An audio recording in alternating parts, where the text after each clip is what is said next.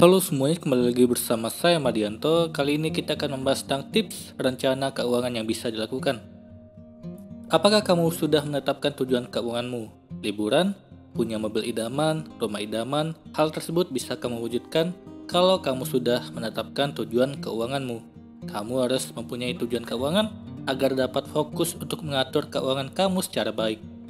Kamu harus punya rencana untuk mencapai tujuan keuanganmu. Mulailah untuk menyusun rencana kamu dari sekarang dengan membagi tujuan finansial ke dalam 3 bagian, yaitu tujuan jangka pendek, jangka menengah, dan jangka panjang. Masing-masing tujuan keuangan punya strategi berbeda-beda. Yang pertama, tujuan jangka pendek. Biasanya direncanakan sekitar 1 tahun. Pada tujuan ini harus menyiapkan dana yang mudah diakses. Jadi, pendapatan yang didapat dapat dialokasikan ke tabungan atau tabungan mata uang asing. Uang tersebut dapat bertambah dan dapat mudah diakses ketika dibutuhkan. Kedua, tabungan jangka menengah. Biasanya direncanakan sekitar 2-5 tahun.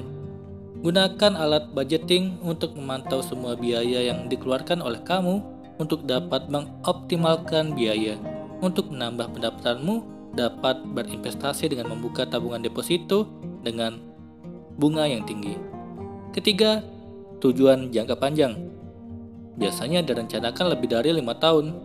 Pada jangka ini, berinvestasi merupakan pilihan yang cocok untuk mencapai tujuanmu. Investasi mungkin mendapatkan hasil yang lebih besar, tetapi resiko yang didapat juga besar. Kamu harus memperhitungkan antara hasil dengan resiko yang didapat.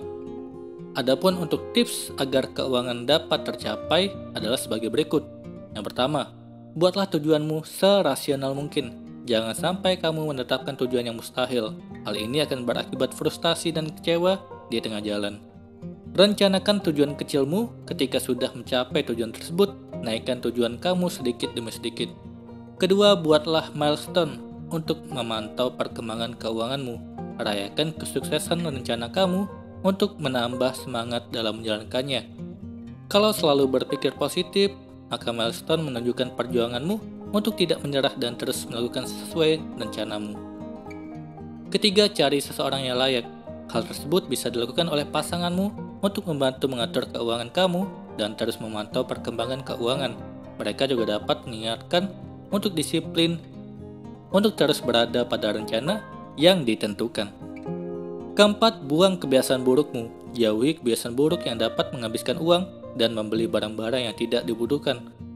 Hal ini sulit diterapkan bagi orang yang terbiasa konsumtif. Paksa dirimu untuk melakukan rencana tersebut dalam 1 hari. Proses berikutnya jauh lebih mudah untuk beradaptasi. Itulah tadi sekilas mengenai strategi dan tips untuk membangun tujuan keuanganmu. Selamat menyusun rencana, semoga tujuan keuangan kamu bisa terwujud. Kali ini kita akan membahas tentang cara menabung yang membuatmu lebih cinta menabung. Semua orang pasti pernah mengalami masa-masa di mana suka menabung dan tidak suka menabung.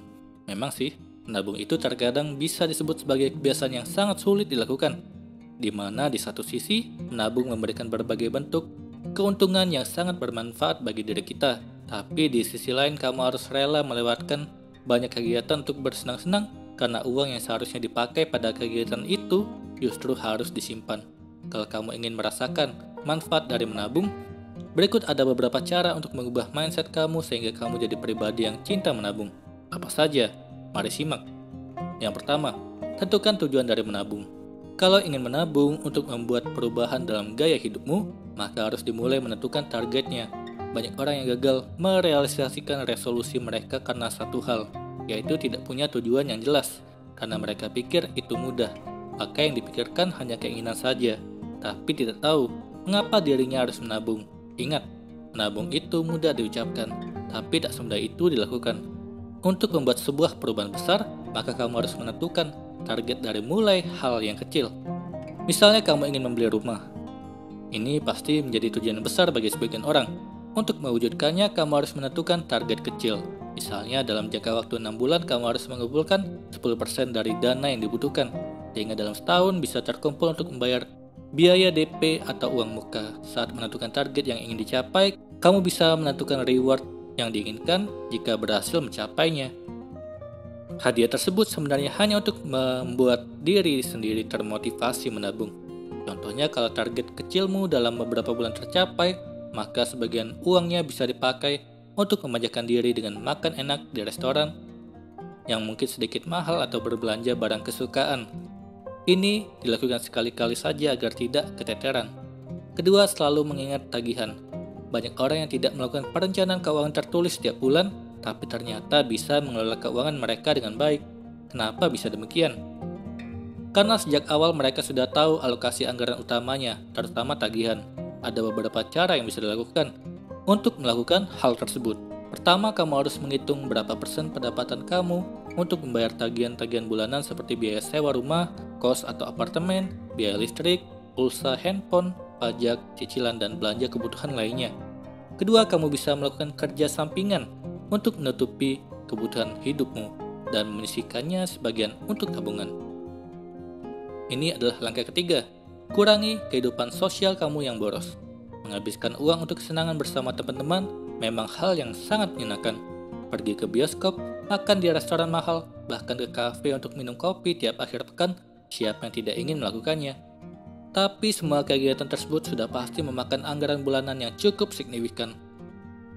Kalau tidak ingin semua uang bulanan habis untuk melakukan itu semua, mulai sekarang cobalah mengurangi biaya untuk kehidupan sosial.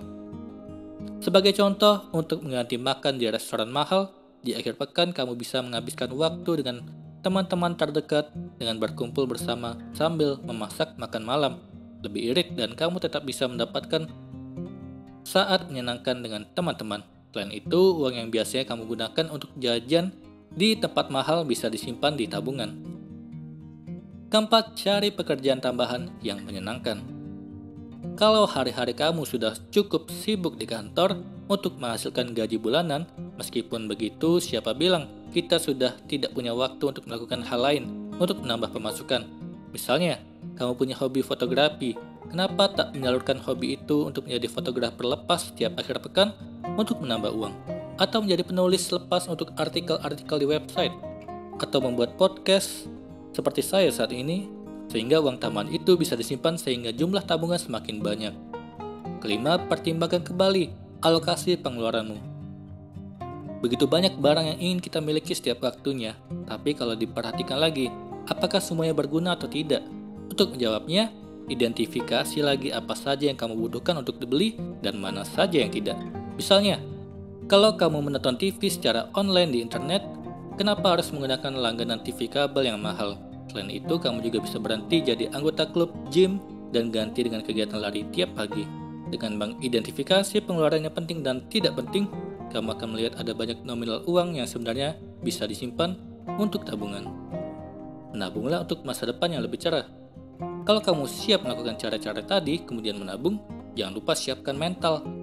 Karena bisa saja kamu akan terkejut ketika mengetahui betapa menyenangkannya memiliki tabungan untuk menciptakan masa depan yang sejahtera. Jadi selamat menabung, semoga ini bermanfaat. Sekian dan terima kasih.